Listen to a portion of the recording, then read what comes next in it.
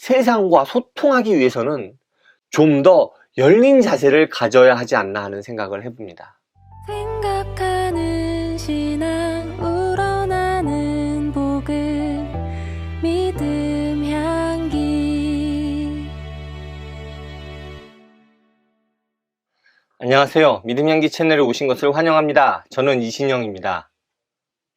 한국 교회가 세상을 향해 목소리를 내기 시작한 지 꽤 시간이 흐른 것 같습니다. 특히나 보수 기독교에서 그런 목소리를 좀 많이 내지요. 그런데 이렇게 세상과 서로 교류를 해야 한다는 신학이 있습니다.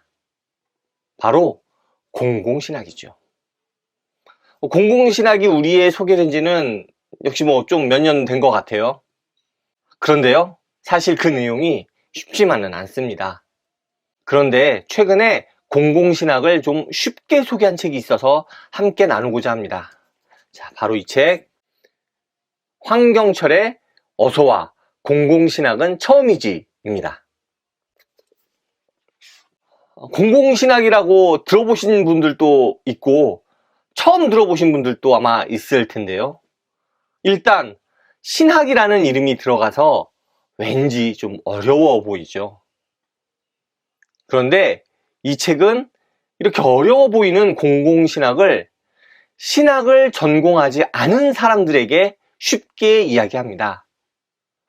이 책의 저자는 CCC에서 계속 활동하고 있는데 선교단체 간사가 후배에게 질문을 받는 이야기를 통해서 공공신학을 좀 더 쉽게 접근할 수 있도록 합니다. 믿는 사람들이 평소에 하는 고민들을 이야기하고 그런 의문을 공공신학이 어느 정도 해결해 줄 수 있다고 이야기함으로써 그 허들을 확 낮췄습니다. 그래서 어려운 내용을 어느 정도 쉽게 이해할 수 있도록 합니다. 그럼 공공신학이란 대체 무엇일까요? 이 영상의 처음 부분에 이야기한 것처럼 세상과 교류를 이야기하는 신학이 공공신학이라고 할 수 있을 것 같습니다. 그러기 위해서는 기독교가 세상의 눈높이에 이렇게 맞추고 세상의 언어로서 기독교의 정수를 설명할 수 있어야 합니다.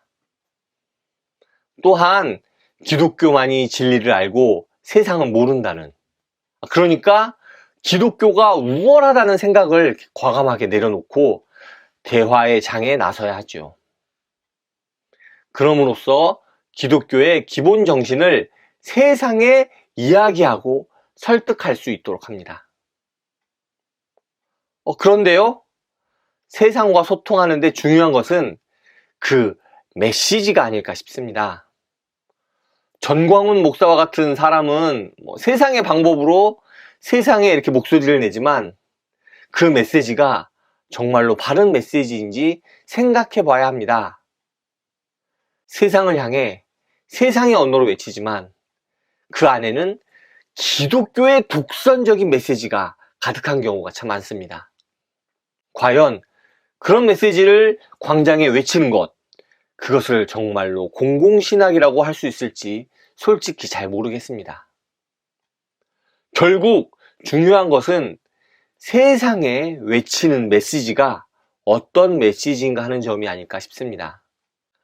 그런데요, 한편으로는 보수적인 기독교의 복음을 세상의 언어로 독선적이지 않게 이야기를 할 수 있을지 솔직히 잘 모르겠습니다. 보수 기독교의 메시지는 선민의식이 그 바탕에 깔려있는 게 아닌가 하는 생각을 종종 하거든요.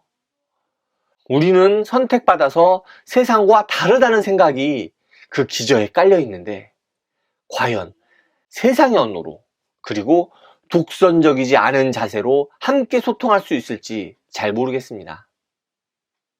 사실 이 책에서 느껴진 가장 큰 거슬림이 그 부분이었습니다. 이 책에서 공공신학을 이야기하고 또 공공신학의 선구자들을 소개하지만 결국 공공신학을 통해 전해야 하는 메시지는 독선적인 기독교의 메시지가 아닌가 하는 생각이 좀 들었거든요. 이런 메시지는 아무리 잘 포장한다고 해도 그것을 듣는 상대방은 그 독선적인 부분을 정확히 잡아내고 오히려 더 큰 거부감을 느끼게 되지 않을까 하는 생각이 들었습니다. 그렇다면 이런 공공신학은 오히려 역효과를 불러일으키지 않을까요? 또 다른 한편으로는 기독교의 핵심적인 부분이 독선적일 수밖에 없지 않나 하는 생각도 좀 해봅니다.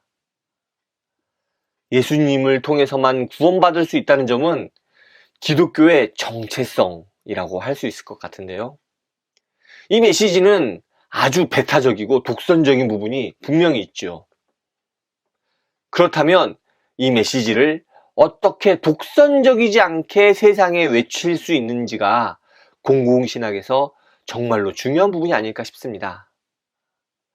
그런 부분에 대해서 다뤄주었다면 참 좋았을 것 같은데 저는 솔직히 이 책에서 그런 이야기를 설득력 있게 다루지 못했다고 생각합니다.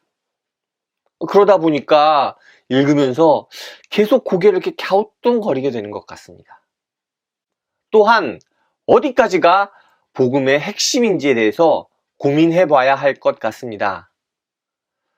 이 책에서 이야기하는 부분에 대해서 과연 그 부분이 핵심인지 더 이야기가 되어야 하는 부분이 있지 않나 싶습니다. 예를 들어서 진화론이나 성소수자에 대한 이 책에서의 입장은 보수적인 기독교의 모습을 갖고 있거든요. 그런데 정말로 그 부분이 핵심인지에 대해서는 아직 더 이야기가 되어야 한다고 생각합니다. 그리고 좀 더 생각해 본다면 세상과 소통하기 위해서는 좀 더 열린 자세를 가져야 하지 않나 하는 생각을 해봅니다.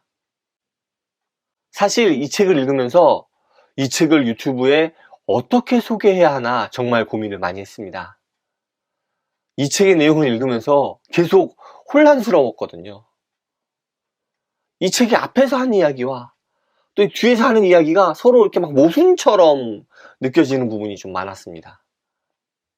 이 책의 앞부분에서 이야기했던 그런 문제점을 제대로 해결해 주지 못하고 앞에서는 분명히 소통해야 한다고 하면서 뒤에서는 그럼에도 기독교 정신을 지켜야 하고 그러다 보니까 독선적인 기독교의 모습을 지켜야 한다라고 이야기하는 그런 느낌이 계속 들었습니다. 그러다 보니까 솔직히 좋은 평가를 내리기는 좀 힘들 것 같습니다.